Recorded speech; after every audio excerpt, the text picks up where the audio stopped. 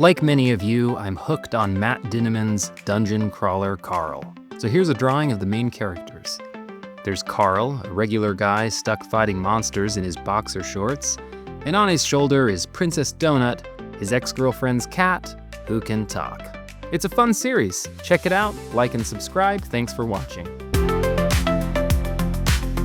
Although,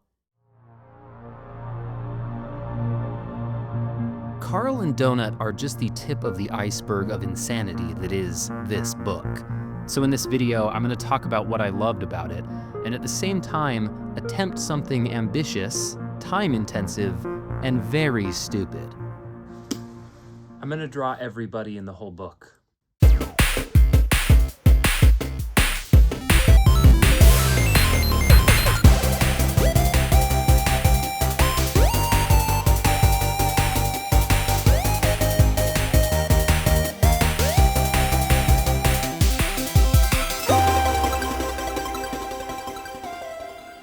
So to start off, you'll be seeing how I've imagined every character and monster in the book, but my voiceover will tread lightly when it comes to spoilers. So whether you're a longtime fan or you've never read Dungeon Crawler Carl, I think you'll find something to enjoy.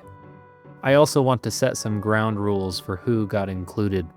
I decided that they needed to physically appear alive in a scene with Carl, our narrator. So if they're mentioned, described, remembered, if they only appear on TV, then they don't count. So if you clicked on this video hoping to see some blown up goblin babies, not gonna happen. Everybody else counts, and I mean that literally. I've tried to be as accurate as possible. So when it says 3 goblins, I'm gonna draw all 3. When it says a group of 38 people, I draw all 38. When it says thousands of, oh boy. I didn't really know what I was getting myself into, but one thing that kept me going was giving a bit of personality to every character. And after drawing like 50 goblins in a row, you kind of have to just to keep from getting bored. But that was important not just because it makes the drawing more fun to look at, but it underlines the fact that in the dungeon, all of these creatures are individuals. They're not just mindless programs, their deaths have meaning. On that note, I want to talk about the Hoarder. This is the first boss fight of the book, and the scene includes a bit of Spanish language dialogue left untranslated. Looking up the translation is disturbing. I'm not going to reveal it here for those that haven't read the book yet, but it's one of the first indications that Dungeon Crawler Carl isn't going to be just some bog standard nerdcore video game riff. The book has often been compared to Douglas Adams' seminal work and a personal favorite of mine, The Hitchhiker's Guide to the Galaxy. Adams' story about the end of the world is a piss take about the absurdity of bureaucracy and the human race's ridiculous self-importance in the face of a vast, unfeeling universe. Adams said he considered himself a comedy writer more than a science fiction writer. Dungeon Crawler Carl is really funny at times, but Dinniman doesn't regard himself primarily as a comedy writer. He's a horror writer, and he's called this a horror story. The end of the human race is treated with a harrowing, dramatic weight I certainly didn't expect from a book series with this cover art.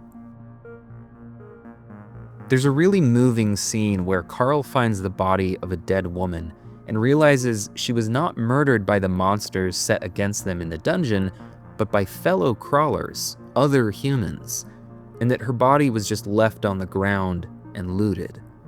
It highlights how cruel economic and political systems turn us against one another, and that's true for the Syndicate, the intergalactic organization responsible for the dungeon crawl, and also for the corporate and political entities of our world. Carl considers his anger at this woman's death irrational because I think he thinks he's not supposed to care about this anonymous woman. But he does, of course he does. His empathy is one of his greatest and most valuable traits. The fact that he cares, and cares so much, is one of the things that makes him a protagonist I'm invested in. This introspection is a credit to Matt Dinniman and his whole approach. It's the kind of thing I think a lot of writers would avoid including because they don't want to harsh the vibes. But for all of the series' dick jokes, dirty catchphrases, and cartoon violence, these things can coexist with weightier themes. This is a story that cares deeply about people, that acknowledges the loss and tragedy of even one death, one person, let alone the death of billions. So yeah, reading the book for the first time, this scene was the point where I really understood that this was going to be more than just a fun romp, that I was reading something really special. Just wanted to point out a few details in this section. There's fan favorite character Elle McGibbons, Yolanda wielding a bow from Elden Ring, Imani wielding a sword from Elden Ring, and just to clarify that not every little cameo I included came from Elden Ring, here's a couple more. In this next section, we're gonna see the Juicer, a roided out gym bro who, like many of the creatures Carl and Donut encounter, is a hyper-exaggerated parody of earthbound stereotypes. We'll also see drunken Clurichauns, Irish folk creatures kind of like leprechauns, and the massive Krakaren clone, part killer squid, part entitled suburban soccer mom. And if you think that satire is too simple or cheap, aimed at easy targets, I'm not going to argue with you, but in my experience, even low-hanging fruit can make for a pretty satisfying meal. Along those lines, I'm going to pause here because this is the Ball of Swine, a mass of bourgeois pig creatures mushed together into a disgusting, orgiastic mass. There's really very little I can show you given YouTube's content parameters, so here's a preview before we move on. If you really want to see the full thing, you pervert, well, stick around to the end of the video, it'll be our secret. Now before we continue, let's hear from today's sponsor. Me! It's just me. I don't have any sponsors. But I did write a book, and I'd like to tell you about it. Down in the Dirt is a dark fantasy crime thriller about a pair of low-life thieves named Duke and Reinhardt. It's the story of a dangerous heist set in a backwoods village run by magic-worshipping cultists. There's no grand quests, no sweeping political conspiracies, no epic battles, just these two scoundrels trying to make a dishonest living in a world of decaying magic. It's Elmore Leonard and Donald Westlake meets Joe Abercrombie. If this sounds like the kind of thing that you'd dig, it's currently available as an ebook on Amazon and Kindle Unlimited. You can also check out my website, burbagepress.com, or my Patreon to read an exclusive Duke and Reinhardt short story called Ruffian Shuffle. That's all I got, so let's get back to the crawl. I'm about to draw everyone's favorite semi-nude talk show host, Odette, so I'm going to ask some help from Mr. Matt Dinneman. I've long been fascinated with the visual language of video games. Before an increased focus on graphic fidelity just made duplicating Hollywood movies the default approach for most AAA titles. Games like Castlevania, Contra, and Ninja Gaiden really captured my imagination as a kid. On top of the rad aesthetics and character designs, I love the visual continuity they provide where you get this endless movement from left to right. Years ago, I made a now-defunct webcomic called Three Pilgrims that approached storytelling in a similar way. Each update would connect to the rest, always moving the story forward in both time and space. I'm fond of the sense of scale this creates, something that can only really exist digitally, and that was one of the things that motivated me to illustrate Dungeon Crawler Carl in this way. Another inspiration are look and find books like Where's Waldo? The sheer amount of detail crammed into every page is astounding, little jokes and stories happening in the margins. I love when my eyes can linger and explore an illustration, and that's what I hope to provide here. Let's talk about the lit RPG genre. Role-playing games use numbers and stats to systematize narrative. Luck is manifest as dice rolls, skills become skill points, that kind of thing. So what would be the point of adding these things back into a prose narrative? Well, at a basic level, for a lot of people, numbers are just fun. That probably makes me sound like a math teacher, but it's true. Damage stats, inventory management, crafting, these are all appealing features for many players. When done well, it's a huge part of the enjoyment, not a necessary chore that just comes with the medium. So taking those features and utilizing them within the context of a novel, I think is a pretty cool idea. Let's go back to Elden Ring for a sec. Think of a boss like Malenia. You can pick up snippets of lore here and there, but you don't need it to understand that she's the biggest badass in the lands between. You feel it within 5 seconds of walking into her arena for the first time, and the second time, and the 30th time. This is a quality mirrored in Dungeon Crawler Carl.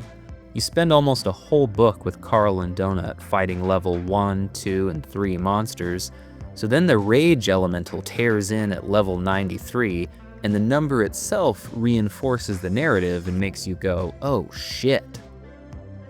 In Elden Ring, my Tarnished doesn't see Malenia's life bar. He's not reviewing armor stats in a menu. He doesn't know what a patch note is or how it fundamentally alters the nature of his depressing life. When you boot up Red Dead Redemption 2 and this happens, Arthur Morgan just stands there.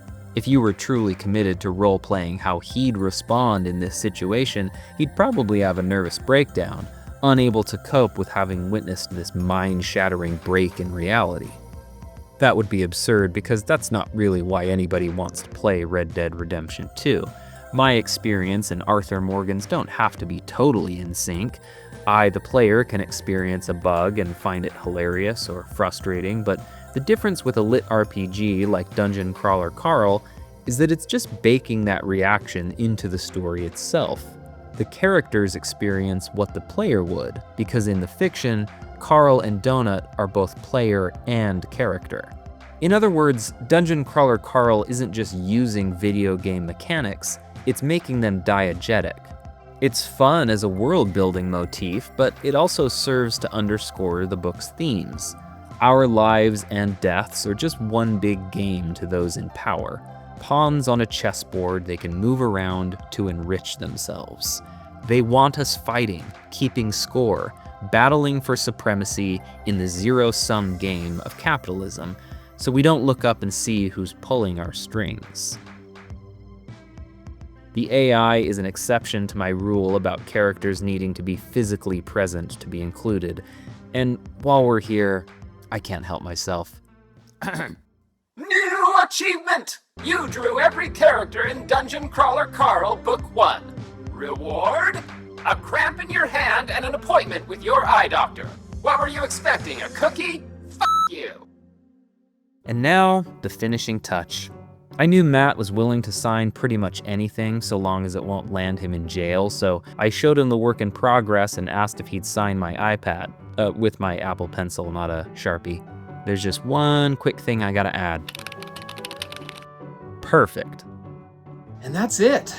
In a second, I'm gonna show the full illustration, but first I wanted to answer a question I've been getting a lot as I've been posting updates the last couple of months, which is, where can I get my own copy? And the answer is on Patreon.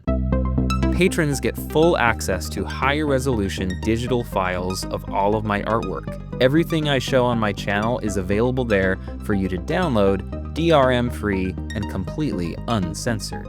As long as you don't sell it, share the source file, or take credit for it, it's yours.